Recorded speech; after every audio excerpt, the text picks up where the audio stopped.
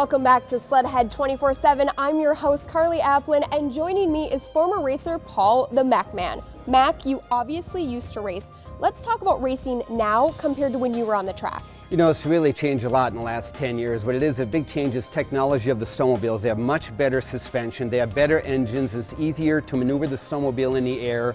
You can go over much bigger bumps, which is why now in snowcross we're seeing huge doubles, triples even, that we didn't see 10 years ago. Snowcross has really evolved because of the technology changes in the machines today. That's right. Now it's time to catch up with one racer on the AMSOIL Championship Snowcross Series powered by Ram. That is number 837, Ross Martin, one of the fastest racers on the ISOC Series. In the last 10 years, we've had 14 opportunities for national championships, and Ross has been first or second 11 out of the 14 times.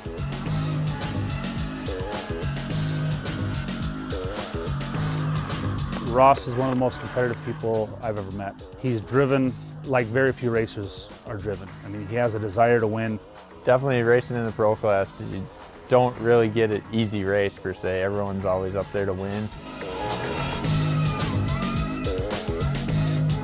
We know Tucker and his crew have been working hard all summer. We've been working hard all summer. Goals for this season are just to go out there and try and win that championship, get some more wins, and see what we can do. You know, even I was listening to Tucker do an interview here recently, and he said, you know, probably most consistently Ross has been his toughest competition. Anything goes pretty much. Normally, an average day consists of me getting up, eating a healthy breakfast, going to work out for a few hours, and come home, I eat some lunch and ride for the afternoon, and then when it gets dark, I go back to the gym and work out for a little longer, and that's about an average day. It takes a lot of time and effort, money, work. Ross has got to have practice sleds and he's got to have race sleds. For him to go as fast as he goes and to feel comfortable doing it, we got to give him the best equipment we possibly can. Testing in the spring after the season was over, we really found some improvements in the sled that Ross really liked. So he's more focused than ever, he's in better shape than ever. I expect Ross to have his best year ever. We'll be heading up to Planet X here and spend 9 days up there testing before we head to Duluth, and we're anxious to get on the snow. Racing the sleds we race is just unbelievable. Feels like endless power. Like any year, we expect to be there at the end. You know, we want that #1 spot. We never have to worry about the thing breaking. They're so durable nowadays. And we just have full-time mechanics that go through the things. Ross is very intense. You know, he is 110% focused. It's never a doubt in your mind when the flag drops, the sled's gonna make it to the finish line. You know, that's what we're here for. I mean, we're here to win races for Polaris and the rest of our sponsors, and I think it adds a little bit extra fire in everybody.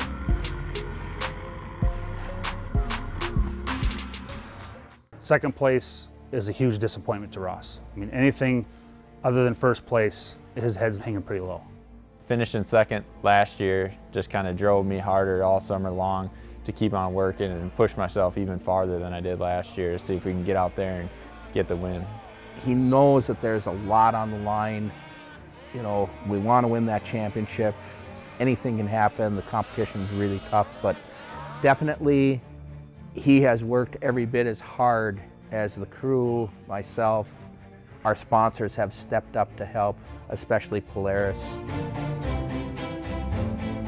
And we want to win bad. A couple other teams that have pulled out all the stops also that want to do the same thing.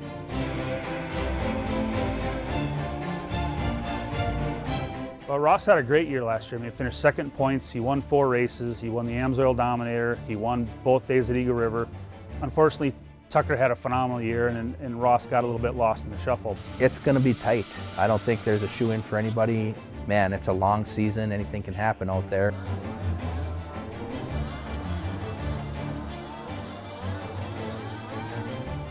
Predictions for the season are definitely just get as many podiums and wins as you can, and that'll lead into a championship.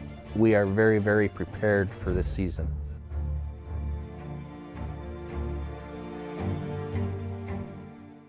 Up next, the crew test rides a middleweight performance snowmobile that stands out from the rest. And redefine your ride dynamics with Fox Athletes. Stay tuned. Time now for a tech tip, brought to you by AMSOIL, the first in synthetics. Len Groom, Technical Product Manager for Power Sports at AMSOIL, coming to you from the Snowcross event. Today, we're talking about grease. When we look at the skids in these sleds, you need to make sure that all of the moving pieces, there's a lot of pounding, there's a lot of hammering that's taking place, and you need to make sure that you've got grease in all of the places where it needs to be. Put it in the skid or the ski. It needs to stay in there. When they're coming down off these jumps, taking these big hits, the grease can get pounded out. What can happen is you got metal on metal contact going on inside that skid. Parts are going to wear out, and that's going to cost you down the road.